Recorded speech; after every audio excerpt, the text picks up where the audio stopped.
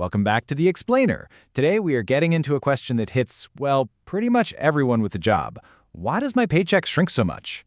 And maybe more importantly, why can moving to a different state mean you take home thousands more or a whole lot less? You know that moment, right? You get the job, you see the salary, you do the work, but then that first paycheck hits your account and you see this giant gap between what you earned and what you actually get to keep.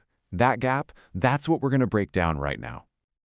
So, to really get a handle on your paycheck, you just need to know these two terms. First, there's your gross income. Think of this as the big, shiny number, your total salary before anyone touches it. But then, there's your net income.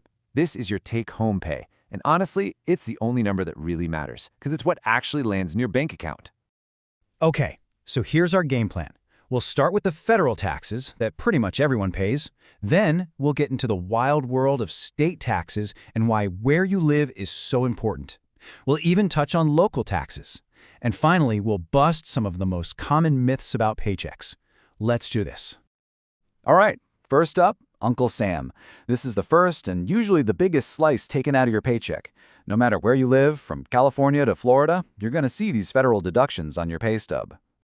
So this federal chunk is really funding three main things. You've got your regular federal income tax, and then you have two other taxes that fall under something called FICA, which stands for the Federal Insurance Contributions Act. Those two are Social Security and Medicare. The federal income tax, that's the big one. This is the money the government collects based on how much you earn, and it pays for, all the huge national stuff. Think military defense, federal law enforcement, running embassies abroad, you name it. Next is the first part of FICA, Social Security. It's probably best to think of this one as a giant national insurance program. The money that comes out of your check goes into a fund that provides a safety net for retirees, people with disabilities, and their families. And the other half of that FICA puzzle is Medicare. This piece goes directly to funding the federal health insurance program that covers Americans who are 65 and older, and in some cases, younger people who have certain disabilities. Okay, so we've established that everybody pays federal taxes. But now we get to the part where things can get really different. This is where your paycheck can look completely unlike someone else's, even if you both have the exact same salary. Welcome to the Great State Divide. And here it is, the single biggest game changer. Some states have no state income tax at all. Living in one of those states means your net pay gets an automatic and pretty significant boost. Now, these states still have to get money somewhere, usually through higher sales or property taxes, but the direct impact on your paycheck is huge. And the rules can get really, really specific. Let's take a high-tax state like New York for an example. If you're an actual resident, they tax you on all of your income. It doesn't matter where in the world you earned it. But if you just work in New York and live somewhere else, they can only tax you on the money you made inside New York. It just goes to show you how much your official address matters. So let's make this super clear with a quick comparison. Imagine two people, both making $60,000 a year. The one living in Texas pays $0 in state income tax.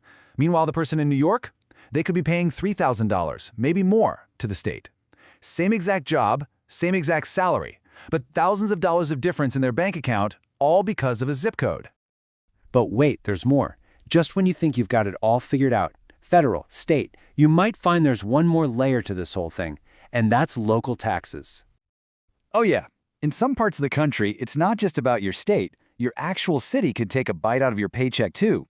Places like New York City or Yonkers, for example, tack on their own income tax on top of everything else. So two people can live in the same state, but the one inside the city limits will have a lower take-home pay. It's wild. Phew, okay, so we've peeled back the layers. Federal, state, and sometimes even local. Now that we have that down, let's use what we've learned to blow up a couple of really common paycheck myths. Okay, let's tackle this one, because it gets so many people. It's tax season, you file, and boom, a big check from the government shows up. It feels amazing, right? Like you just got a surprise bonus. But is that what's really going on? The hard truth? Nope. A tax refund is not a gift. It's just your own money coming back to you. All it means is that you overpaid your taxes, paycheck by paycheck, all year long. You basically gave the government an interest-free loan with your cash, and they're just settling the tab. Here's another one that really trips people up. We tend to use salary and gross pay like they're the same thing. And in casual conversation, that's fine. But when you're actually trying to make a budget, they are worlds apart. Look, your salary is the starting point, sure, but it is not what you can actually spend. So here's the golden rule. Always, always, always budget your life based on your net income, your take-home pay.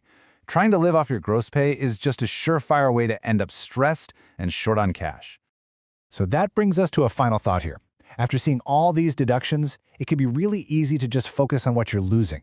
But remember, these numbers actually connect your job to the community around you, to the roads you drive on, the schools in your town, and the national programs that keep things running. It's not just money disappearing. It's your contribution. So there you have it, the journey your money takes from gross to net. Hopefully, the next time you look at that pay stub, it'll all feel a little less mysterious. If this helped you finally decode your paycheck, make sure you subscribe for more explainers just like this one.